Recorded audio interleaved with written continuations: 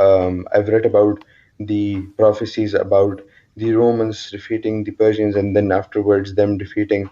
And there are other prophecies as well. I'm sure that you guys must have heard of it. Chapter 6, verse 114. Say, shall I seek for judge other than God, when he it is who has sent unto you the book, explained in detail? So, alhamdulillah, I just want you to focus on the words explained in detail. I'm going to come back to that in a minute. This book, Quran, explained in detail. They know full well to whom we have given the book, that it hath been sent down from thy Lord in truth. Never be then of those who doubt. So that was chapter 6, verse 114. The second verse I want you to write down. Chapter 12, verse 111. There is in their stories instruction for men endowed with understanding. It is not a tale invented, but a confirmation of what came before it. Now here's the part I want you to focus on. A detailed exposition of all things. This Quran is a detailed exposition of all things, explains everything in detail. That's how Hilali Khan translates it. And a guide and a mercy to any such as believe. Chapter 16, verse 89. One day we shall raise from all peoples a witness against them, from amongst themselves, and we shall bring thee as a witness against these, thy people. And we have sent down to thee, meaning Muhammad, the book explaining all things. Explaining all things. I want to repeat it so everyone else understands what the Quran is saying. The Quran explains everything in detail, all things, not some things. If the Quran is right and it's not full of contradictions and it's not wrong, if the Quran explains everything in detail, all things in detail, explains its verses in detail, that means when I go to your prophecy, because you're referring to chapter 30 of the Quran, chapter 30, verses 1 to 4. The Quran should explain to me what I'm about to read. Alif, Lam, Mim. A-L-M. Alif, Lam, Mim. The Roman Empire has been defeated in a land close by, but they, after this defeat of theirs, will soon be victorious within a few years. With God as the decision, in the past and in the future, and that day shall the believers rejoice. So, alhamdulillah, it says the Romans have been defeated in a land close by, and then after their defeat, within a few years, they shall be victorious. So the Quran says it explains everything in detail, alhamdulillah. Everything. That means it's going to explain this. Here's my question, and I need you to answer from the Quran, because alhamdulillah, once you go outside the Quran, you go to Hadith, you just prove the Quran is wrong. It's not a miracle. Who defeated the Romans? Where were they defeated? What land? And a few years is how many years exactly? Few years what? 2 years? 3 years? 4 years? And a few years from what date? So let me repeat the questions. Who defeated them? You said the Persians. Show me that in the chapter.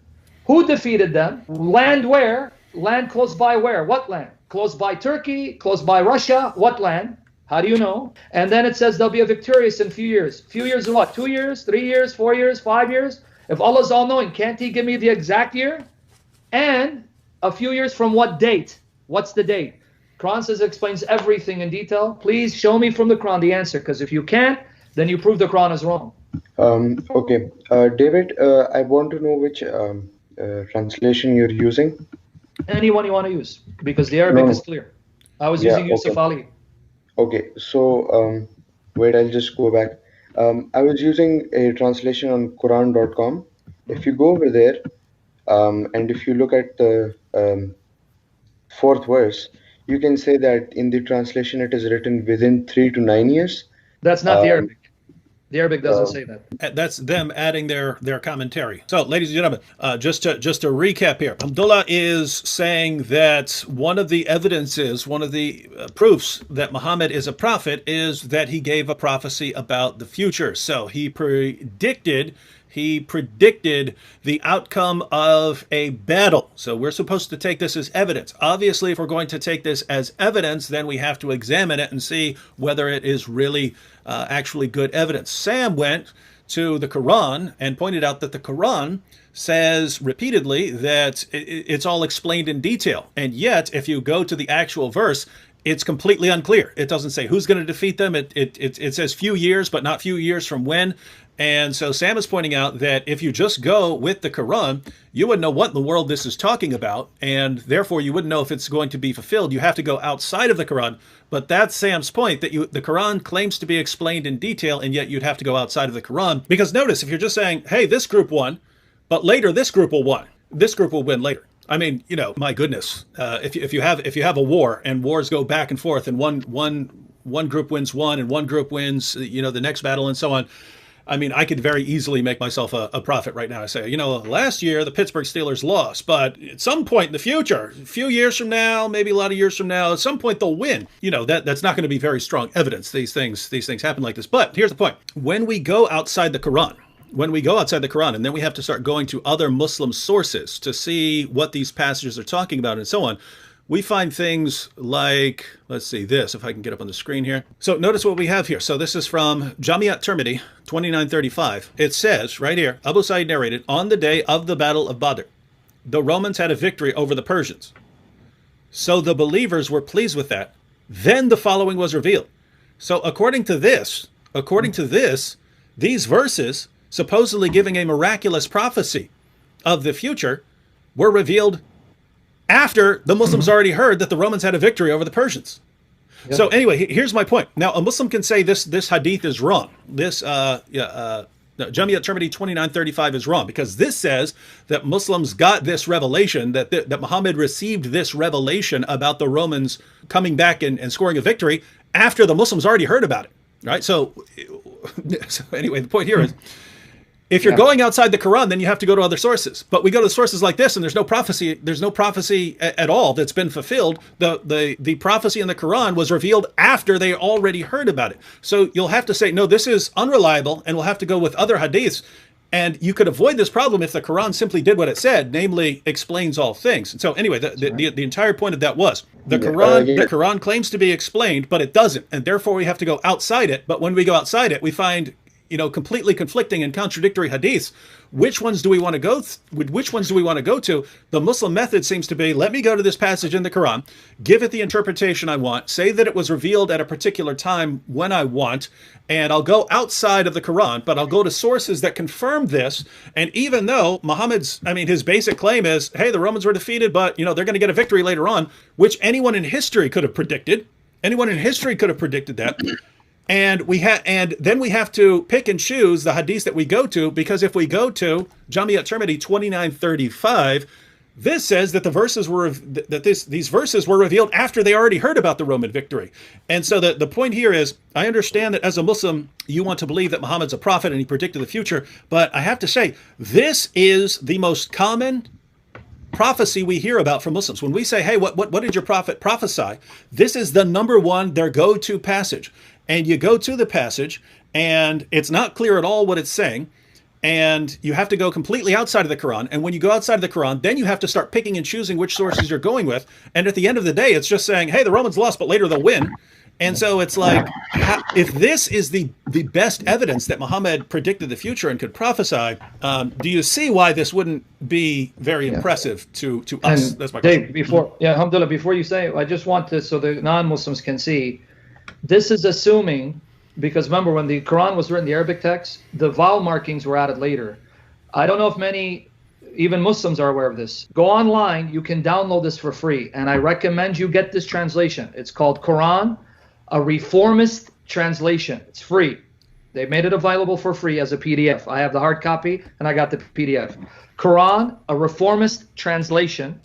Now remember, when the Quran was originally written, it was a consonantal text. Are you aware that the consonantal text of this section can be read differently? Here it is, Quran, Reformist Translation, page 348. Guys, please pay attention to how this Quran translates it. The Romans have won, not were defeated. The Romans have won at the lowest point on the earth, but after their victory, they will be defeated.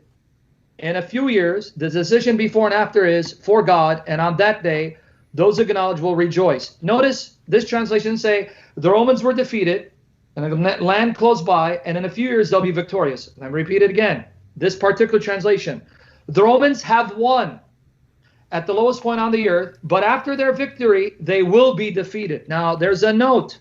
These are Muslims. They don't follow the hadith. Guys, let me read the note. This is supposedly this impressive prophecy, and they can't even agree what exactly is saying. Now, watch here. You might have noticed that we translated the reference of the verb ghaliba or ghalaba differently than this is, by the way, page 351. Page 351. You can download it for free. You might have noticed that we translated the reference of the verb ghalaba differently than the traditional translations. Instead of reading the verb in chapter 30, verse 2 as ghulibat, were defeated, we read as ghalabat, which means just the opposite of defeated. Similar, we also read its continuous future tense in the following verse differently. The prophecy of the verse was realized in 636, 4 years after the death of Muhammad, when Muslims confronted the army of Byzantine Empire around Yarmouk River in one of the most significant battles in history, under the command of Khalid ibn Walid. The Muslim army beat the Christian imperial army of 4 or more times their numbers. The 6-day war, Yarmouk, occurred in an area near the Sea of Galilee and the Dead Sea, which are located in lowest land depression on Earth, 400 meters below sea level. They can't even agree what is this referring to. Did you guys see that? The traditional translation is Romans were defeated, and in a few years they'll be victorious. And who defeated them? The Persians, and they'll defeat the Persians. These Muslims say, no, no, no, no. It's not about the Romans were victorious and will be defeated, and they were defeated by the Muslims. Guys, can you make up your mind? What is this talking about? Is this a prophecy of the Persians defeating the Romans, the Romans conquering the Persians? Or is it a prophecy the Romans are victorious and will be defeated by the Muslims? How can you tell? Because the Quran fails to provide detailed explanation for its passages. So I just want to let you know, this is a debate among Muslims, not Muslims and Christians. Now, if we go by your Muslim sources, Ibn Ishaq and others, according to the way they translated, the Romans were defeated by the Persians. And then a few years, the Romans would defeat the Persians. So they date this around 615 AD. So, but the Quran doesn't say so. But let's agree with the Muslim, Ibn Ishaq and Ibn Kathir and Al-Qurtubi. They're right. It's not about the Persians defeating the Romans. And they even stole the Holy Cross from Jerusalem. And then in a few years, the Romans defeated the Persians. You know, you have a problem. Because according to the Muslims, this prophecy is dated 615 AD. Few years means 3 to 9 years. If we go 3 years, that's 618, right? Yeah. But if we go 9 years, that's what? 624, right? Yeah. According to all sources, all records, the Romans definitively defeated the Persians in 627 AD. That means it took at least 12 years for the victory, not 3 to 9, which means even if we agree, it's still a failure. Allah failed. He was wrong on the date.